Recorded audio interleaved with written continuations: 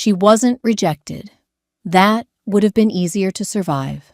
Instead, the man she loved simply chose someone else. The entire Silverfang pack stood gathered beneath the ancient moon altar, where generations of alphas had crowned the women destined to stand beside them. Moonlight poured across the white stone platform. Hundreds of wolves filled the sacred clearing. Warriors stood shoulder to shoulder with farmers. Children sat on their parents' shoulders for a better view. The annual Luna Ascension ceremony was finally here. For 7 years, no one questioned who would receive the moon crown. Evelyn Frostmere. She had earned it long before anyone placed a title upon her. When famine had nearly destroyed the pack, she organized food stores until every family could eat. When illness spread through the villages, she walked from cottage to cottage carrying herbs instead of excuses. Every orphaned pup knew her embrace. Every grieving elder knew her patience. The people already called her their Luna. Tonight was only supposed to make it official. Standing a few steps behind Alpha Kieran Ashford, Evelyn smiled quietly as the High Elder lifted the silver moon crown with both hands. The ancient blessing began.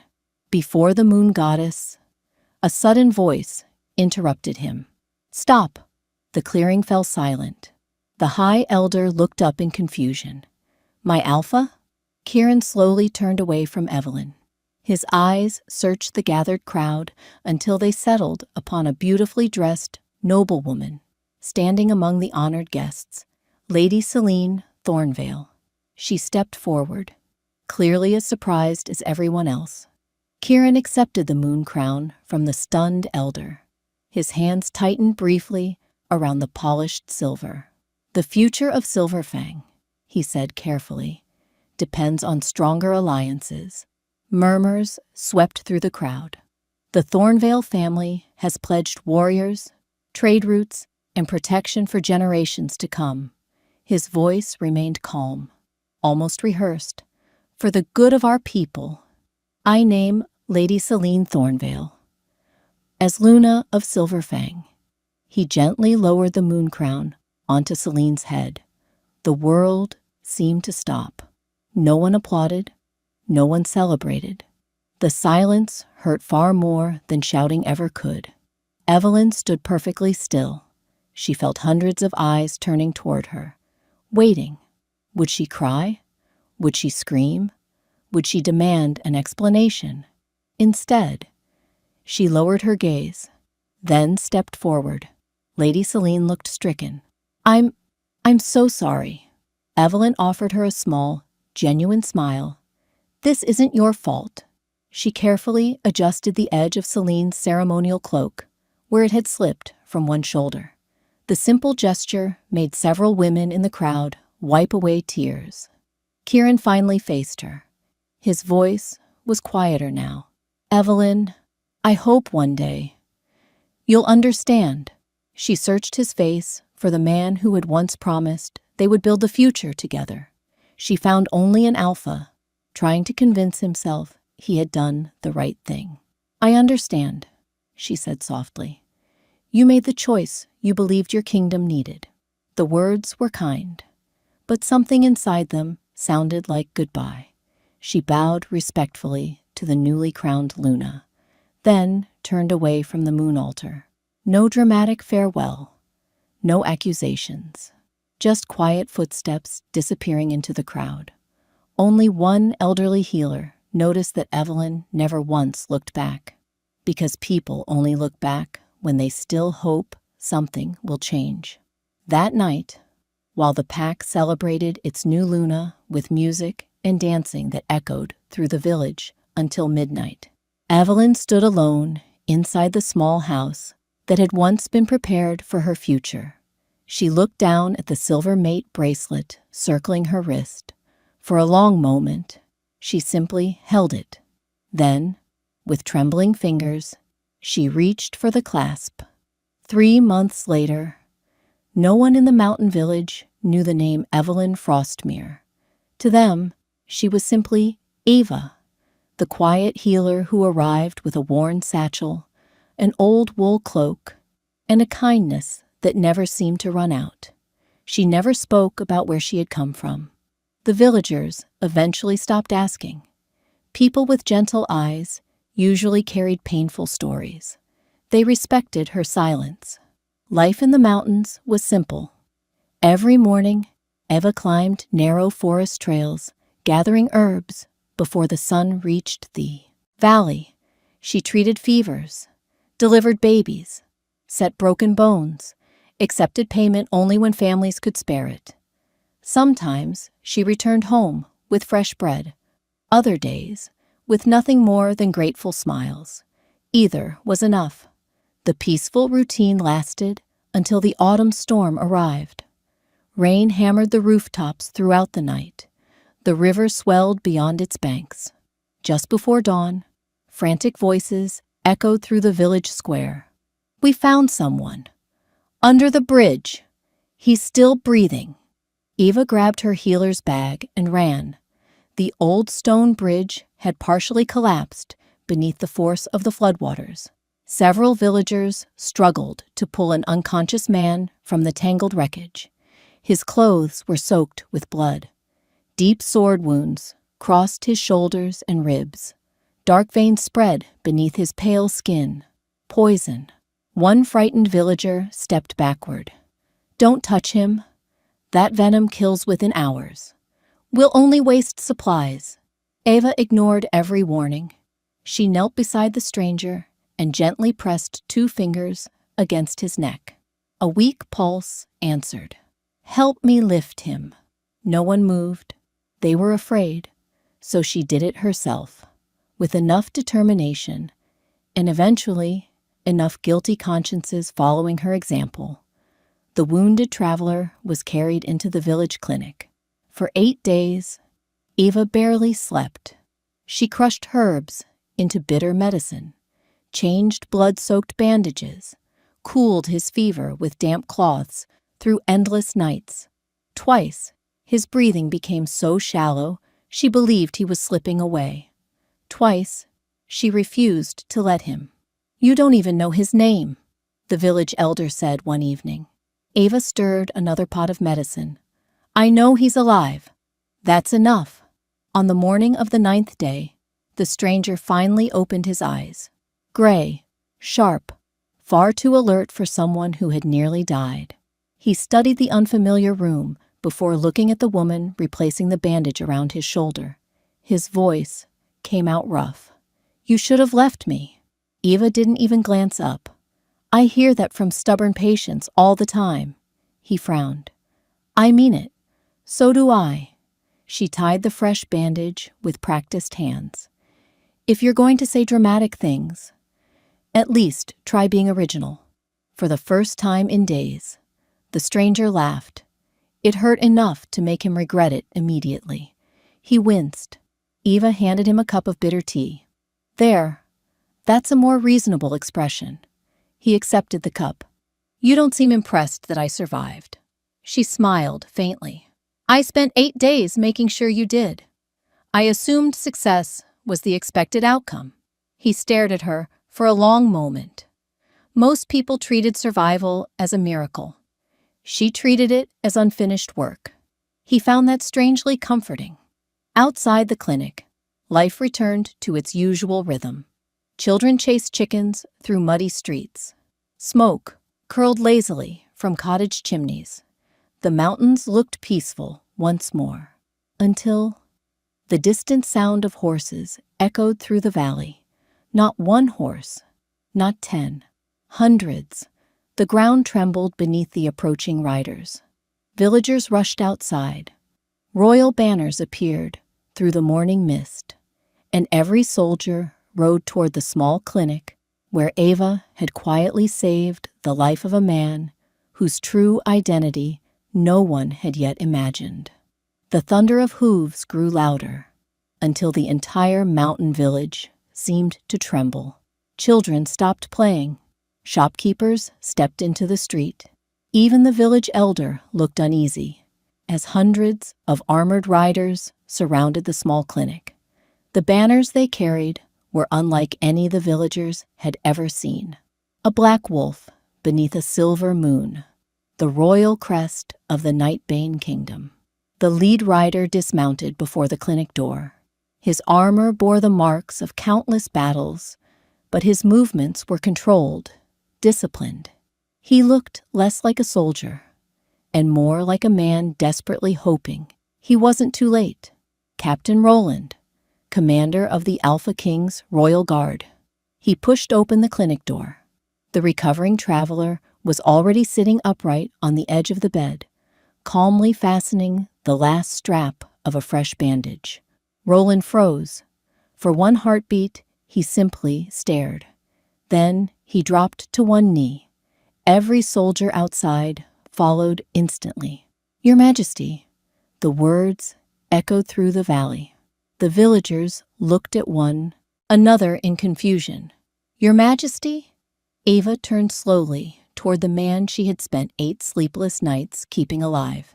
He sighed, almost apologetically. "I was hoping to leave before this happened."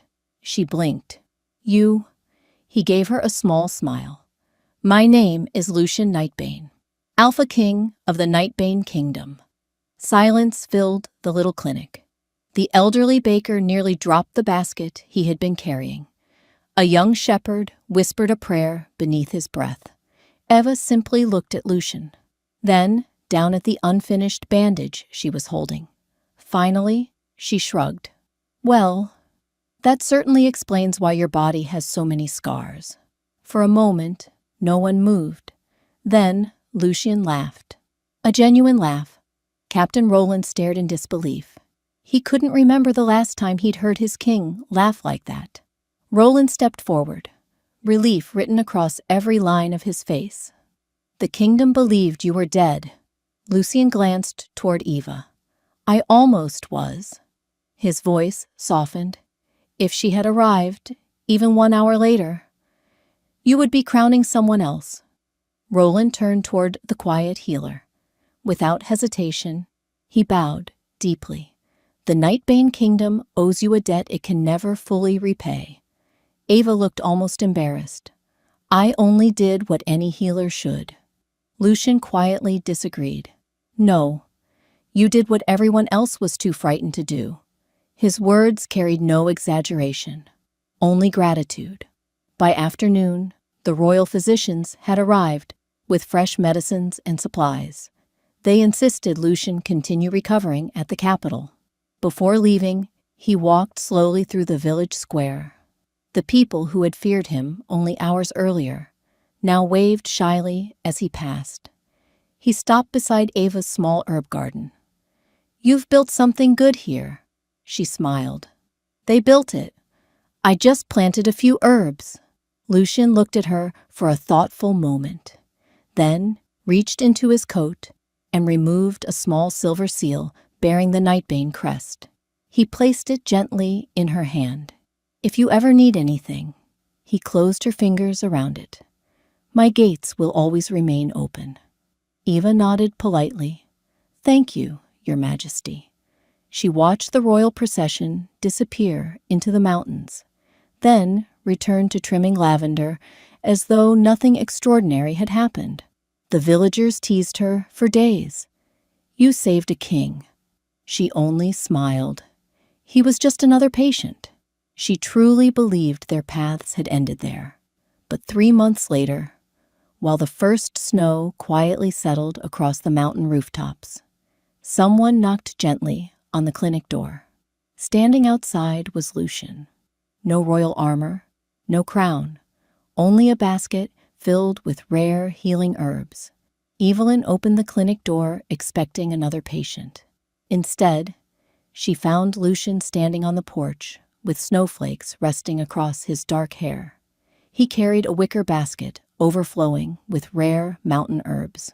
"I was passing through," he said. She looked beyond him. There wasn't another road for 50 miles. "You took quite a detour." The corner of his mouth lifted. "So I've been told." She stepped aside. "Come in before you freeze." He obeyed without another word. That became the beginning of a quiet routine. Every few weeks, Lucian returned. Sometimes he brought herbs that only grew in the northern cliffs. Sometimes books for the little school beside the clinic. Sometimes warm blankets before winter storms. He never arrived with a royal procession, never announced himself, never expected anyone to bow. To the villagers, he slowly stopped being the Alpha King. He became the tall traveler who could repair broken fences almost as well as he split firewood. One afternoon, Evelyn found him on the clinic roof replacing damaged shingles. She folded her arms. "Does your kingdom know where its king is?" Lucian hammered another nail into place. "I left instructions. For repairing roofs? For ruling." She laughed. The sound surprised them both. It had been months since laughter had come so naturally. Later that week, a group of village children gathered outside the clinic after lessons. Lucien sat beneath the old oak tree with an open storybook resting across his knee. He changed his voice for every character. The children laughed whenever the grumpy old wolf appeared. Even Evelyn paused while grinding herbs just to listen. When the story ended, little Mira tugged on Lucian's sleeve. "Will you come back next month?" He glanced toward Evelyn before answering. "If your healer doesn't mind another visitor." Every pair of young eyes turned toward her. She pretended to think carefully. "I suppose we could tolerate you." The children cheered. Winter slowly gave way to spring. The village bridge washed away during heavy rain. Before anyone could organize repairs, Lucian quietly arrived with lumber and spent 3 days working beside the local carpenters. He never mentioned who paid for the supplies. He never accepted thanks. One evening, after the bridge reopened, Evelyn found him sitting alone beside the river, watching the current drift past. "You don't have to keep doing this." Lucian looked up. "Doing what?" "Finding reasons to come here." He was silent for a moment, then answered honestly, "I know." She waited. "I come because I like who I become when I'm here." The words settled gently between them. There were no grand declarations, no impossible promises, just simple truth. Evelyn realized something unexpected. He never made her feel as though she owed him anything. He wasn't trying to impress her. He simply kept showing up, again and again and again. Not because he expected her affection, because consistency was simply part of who he was. Weeks turned into months. Without realizing it, Evelyn began listening for hoofbeats. Whenever the weather changed, she caught herself setting an extra cup beside the kettle. She found rare herbs and wondered whether Lucian had ever used them. The realization frightened her, not because she was falling in love, because she had started looking forward to someone's return again. One evening, as she stood watching the sunset paint the mountains gold, she heard familiar footsteps behind her. She smiled before she even turned around.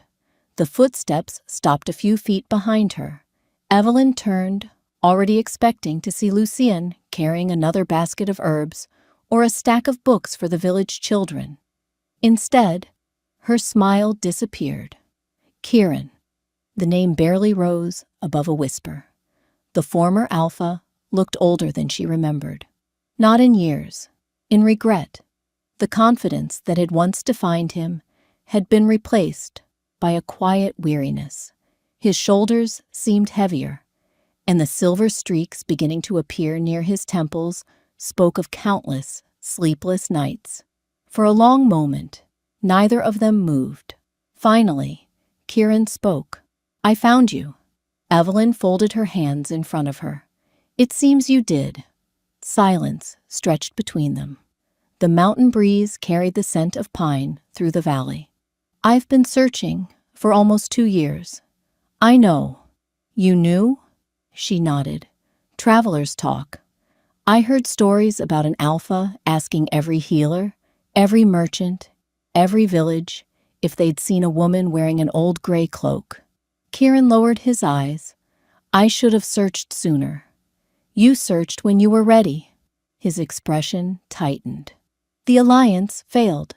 She said nothing. Celine left. His voice held no bitterness. The Thornvale family withdrew their support after the neighboring pacts broke their agreements. He gave a hollow laugh. I traded away the person who stood beside me for a future that disappeared anyway. Evelyn looked at him quietly. There had been a time when hearing those words would have shattered her. Now, they simply made her sad. I'm sorry, he whispered. I know. I was afraid. I know. I thought I was saving the pack. I know. Each answer came without anger, without satisfaction, only truth. Kieran took one hesitant step forward. I made the biggest mistake of my life. Before Evelyn could answer, another familiar sound echoed across the path. Hoof beats. Lucian dismounted before reaching the clinic, leading his horse the rest of the way, as he always did. A crate of medicine rested across the saddle. He noticed Kieran immediately. His expression never changed. No hostility, no possessiveness, only calm awareness. Good afternoon, Lucian said politely.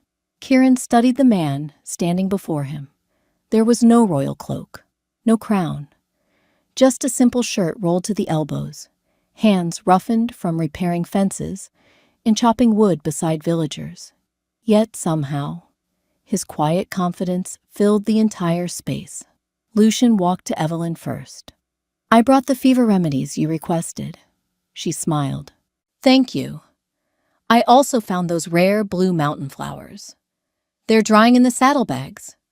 Their conversation was ordinary, comfortable. It carried the ease of two people who had shared countless quiet days together. Kieran finally understood. Lucian wasn't standing beside Evelyn because of duty. He was there because that was where he had chosen to be. Lucian turned toward him. I imagine the two of you have things to discuss. He stepped back, not between them, beside Evelyn, close enough that she would never feel alone, far enough that she would never feel pressured. He looked only at her. What do you want? Not, what should happen? Not, what do I deserve? Only, what do you want? For the first time in years, Evelyn realized no one had asked her that question before making a decision about her life. She looked from the man who had once chosen a kingdom over her to the man who had quietly chosen her without asking for anything in return. In this time, the choice would belong entirely to her. Evelyn didn't answer Lucian's question that day, not because she was uncertain, because some choices deserved to be made without the weight of an audience. Kieran understood. He bowed his head once. I'll leave tomorrow. If you ever wish to speak again, he stopped himself. For years, he had asked her to understand what he needed. He would not ask for anything now. You know where to find me. Evelyn nodded politely. I wish you peace. Nothing more, nothing less. Kieran looked at Lucian. For the first time, there was no rivalry in his eyes, only painful acceptance. Take care of her, Lucian answered simply. I intend to. The next morning, Kieran rode away from the mountain village. He never looked back, because this time, he knew she wasn't the one leaving. He was. Months passed. Life settled once more into its gentle rhythm. The clinic grew larger. More healers arrived to learn from Evelyn. Lucian continued visiting, though no longer pretending he happened to be passing through. One evening, while they harvested herbs beneath the fading sunlight, Evelyn smiled. You finally stopped inventing excuses. Lucian chuckled. I ran out. She laughed. So you did. He looked at her quietly.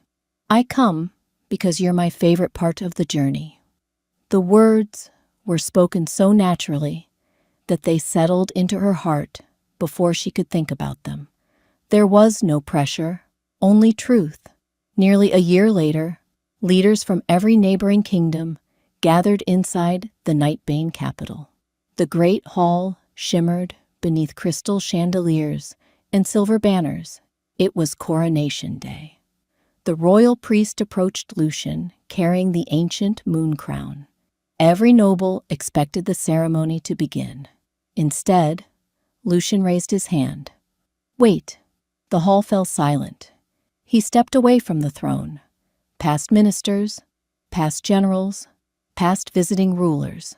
He walked directly toward Evelyn.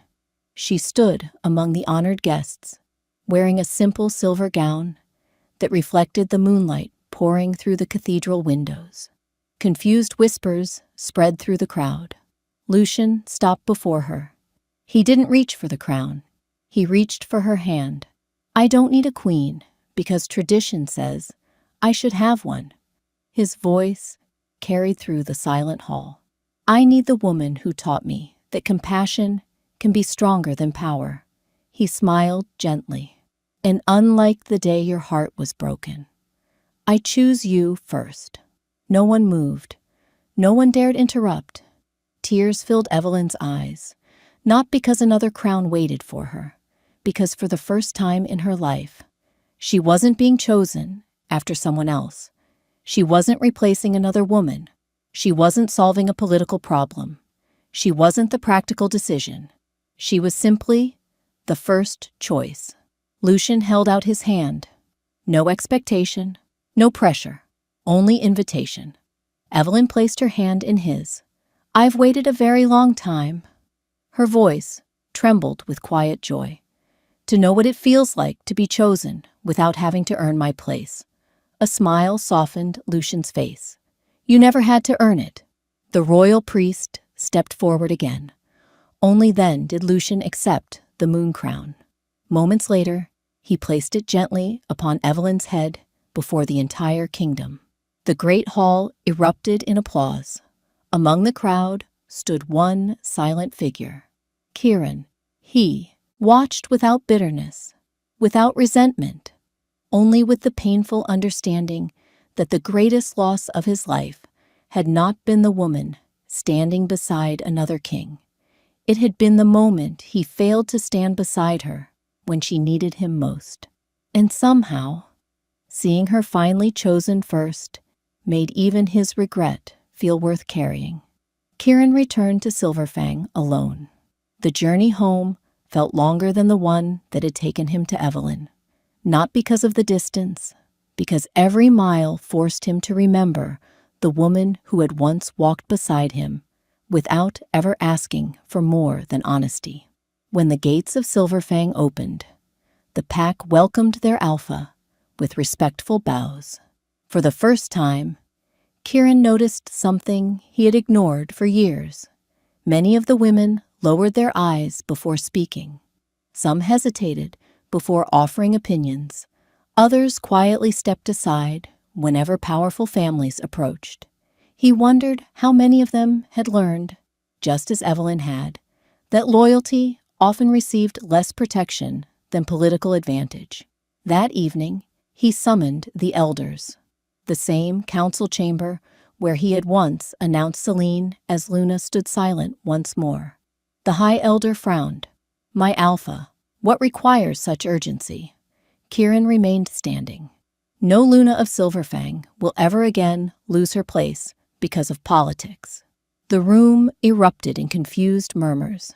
He continued, From this day forward, no alpha may replace a bonded mate to secure alliances or satisfy noble families. Any challenge to a Luna's position must be judged by the full council and the Moon Priestess, not by one man's fear. Several elders exchanged uneasy glances. One finally spoke. But those traditions have existed for generations. Kieran looked directly at him. So have mistakes. No one argued after that. Within weeks, the reforms became law. Young women throughout the pack whispered about the changes with cautious hope. For the first time, many believed their loyalty could not simply be traded away. Months later, During the harvest gathering, Kieran stood before the entire pack, the same clearing, the same moon altar, the same place where Evelyn's heart had broken. "I owe this pack the truth," he said. His voice carried across the silent crowd. "I believed leadership meant sacrificing one person for many." He paused. "I was wrong. The strongest kingdoms are not built by asking faithful hearts to compete for a place they have already earned." There were no excuses, no attempts to rewrite history, only accountability. Far away in the Nightbane kingdom, word of the reforms eventually reached Evelyn. She folded the letter quietly after reading it. Lucian looked up from the book he had been reading to a group of village children. "Good news," she smiled gently. "Necessary news." He waited. She handed him the letter. After reading it, he returned it without comment. "Are you happy?" Evelyn thought for a long moment.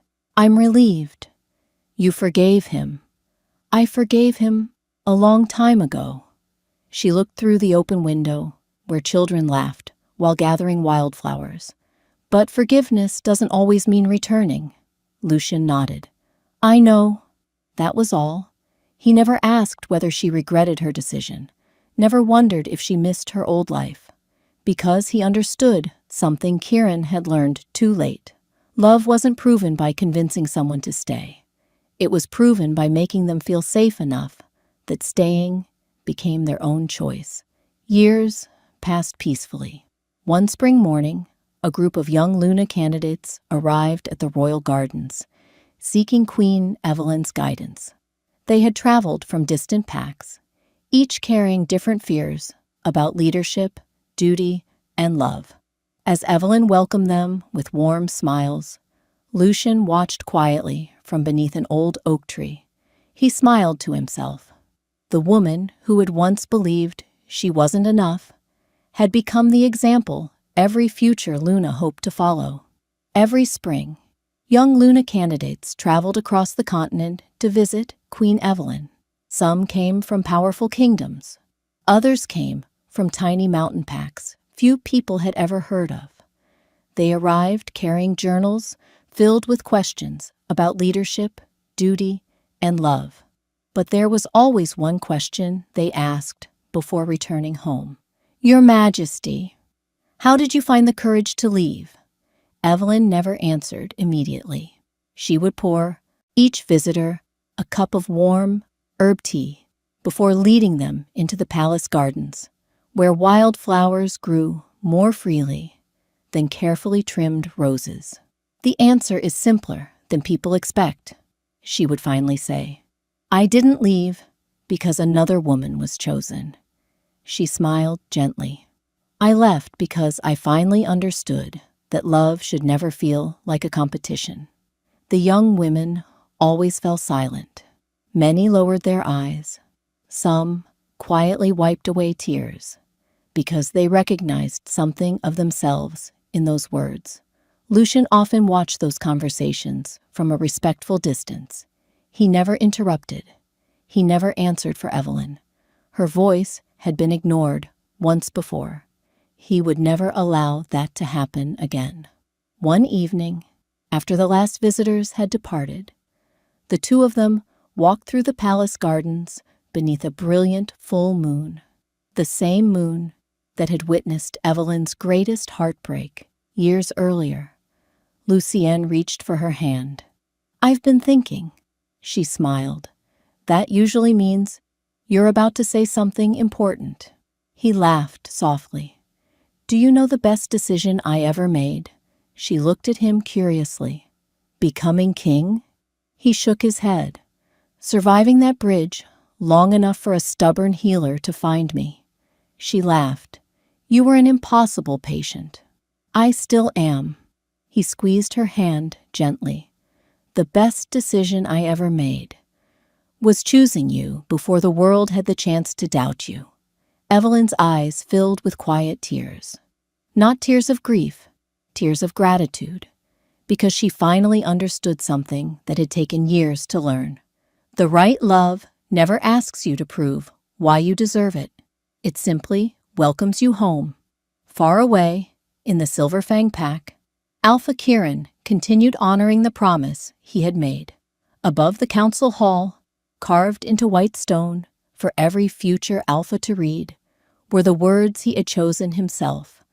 The greatest leaders never ask loyal hearts to compete for a place that should already be theirs. Young Alphas stopped before that inscription.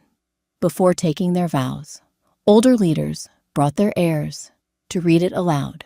Kirin never removed it. He wanted every generation after him to remember that one fearful decision could wound a faithful heart for years. History remembered Evelyn in many ways. Some called her the healer who saved a king. Others remembered her as the queen who transformed compassion into the greatest strength of an empire. But the title she treasured most came from ordinary wolves. They simply called her the queen who chose herself. Years later, when children asked how she became queen, Evelyn would smile and point toward the night sky. I didn't become queen because someone gave me a crown. I became queen the day I stopped begging for a place in someone else's future. And everything beautiful happened after that. The woman who disappeared the night her mate crowned another Luna never returned to reclaim what she had lost.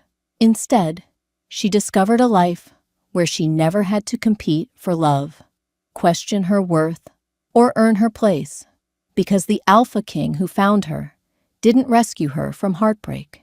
He simply loved her in a way that made heartbreak impossible to mistake for love ever again.